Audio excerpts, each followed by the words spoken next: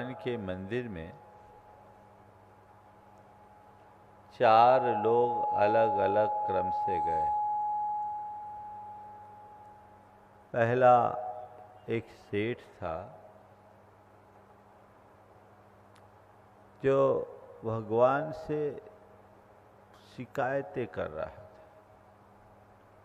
हे भगवान, मैं तेरा इतना बड़ा भक्त, फिर भी तू मेरी सुनता क्यों नहीं?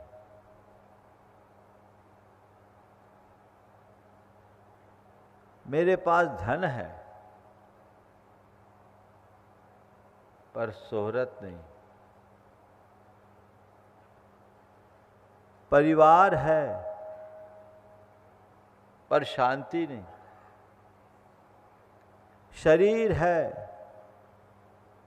पर स्वास्थ्य नहीं, और संबंध है पर सामंजस्य नहीं। तू मुझे शांति क्यों नहीं देता? शोहरत क्यों नहीं देता? स्वास्थ्य क्यों नहीं देता? मेरे संबंधों को क्यों ठीक नहीं करता? मैं रोज रोज तेरे चरणों में आकर गुहार लगाता, तू मेरी सुनता क्यों नहीं है? अपनी शिकायतें भगवान के समक्ष रखते हुए वो वहां से चला। उसके जाते ही एक अंधा भिखारी वहां आया, अहोभाव से भरकर भगवान को धन्यवाद दे रहा था। हे प्रभु, बड़ा आभारी हूं तेरा, तूने मुझ पर कितनी कृपा की, किन शब्दों में आभार व्यक्त करूं? तुझे कोटि कोटि नमन बंदन आभार, धन्यवाद तो मैं दे नहीं सकता, पर श्रद्धा से भरकर नमन जरूर कर सकता हूं कि तूने मुझे कितने सबल पैर दिए, जिनके बल पर आज तेरे चरणों में आ जाता हूं। मैं तुझे भले न देख पाऊं, तेरी दृष्टि मुझ पर पड़ती है, मैं निहाल हो जाता हूं। उसके शब्दों में धन्यवाद था। तीसरा व्यक्ति गया, वो एक सामान्य गृहस्थ था। हे भगवान, मेरे रुके काम पूरे कर दो, मेरे संतान नहीं है उसे ठीक करा दो, मेरा स्वास्थ्य अनुकूल नहीं रहता उसे स्वस्थ बना दो, मेरे मुझे मुकदमे में विजय दिलवा दो। प्रभु, मेरे जितने भी रुके काम हैं उन सब कामों को पूरा करने में मदद कर दो, कृपा बरसा दो। तेरी कृपा से मेरा सब काम पूरा हो जाए। इसके शरों में फरियाद थी।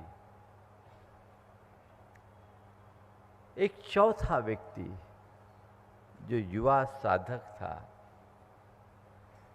उसने प्रभु से विनती की कि हे प्रभु, तुम्हारे चरणों में कोटि कोटि नमन, बस मैं एक ही प्रार्थना लेकर तुम्हारे चरणों में आया हूं कि मुझे इतनी शक्ति दो कि मैं अपने जीवन के सब प्रकार की चुनौतियों का सामना कर सकूं, बड़े बड़े उतार चढ़ाव में स्थिरता रख सकूं, मेरे हृदय में संघर्ष करने की क्षमता हो और मैं अपनी क्षमता और स्थिरता को बना सकूं। मैं अपने कार्यों को आपकी प्रेरणा से अपने दम पर पूरी कर सकूं। जीवन की समस्याओं के आगे किसी के आगे हाथ जोड़ने की नौबत ना आए। चारों ने अपने अपने तरीके से प्रार्थना की। चारों भगवान के भक्त थे कथित रूप में, लेकिन चारों के परिणाम अलग अलग। पहले के मन में शिकायत,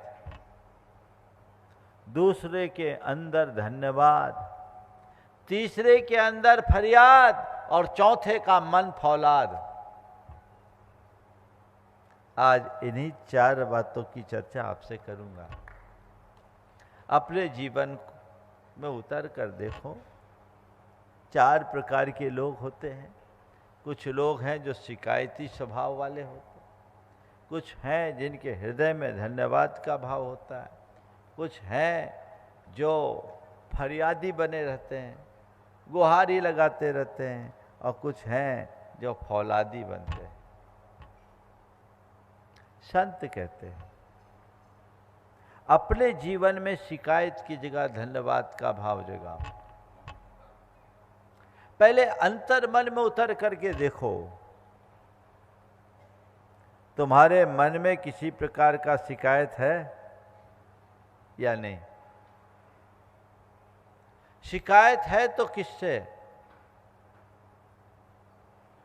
ये तुम्हें देखना है। भगवान से शिकायत, परिवार से शिकायत, जीवन की व्यवस्थाओं से शिकायत, स्वयं से शिकायत, समाज से शिकायत है।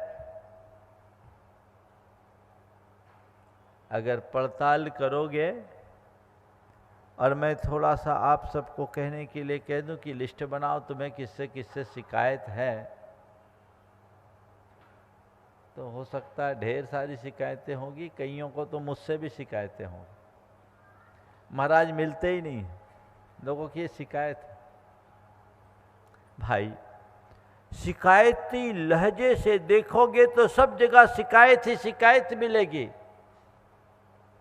सबको सबसे शिकायत हो सकती है, पर अगर गहराई से उतरोगे तो पाओगे कि जहां शिकायत है वहां धन्यवाद भी किया जा सकता है। तो मैं भगवान से शिकायत है, भगवान ने ये दिया नहीं दिया, ये दिया वो दिया, ये नहीं दिया वो नहीं दिया। अरे भैया, जो मिला है उसको देखो तो धन्यवाद आएगा, संतुष्टि का भाव जगेगा।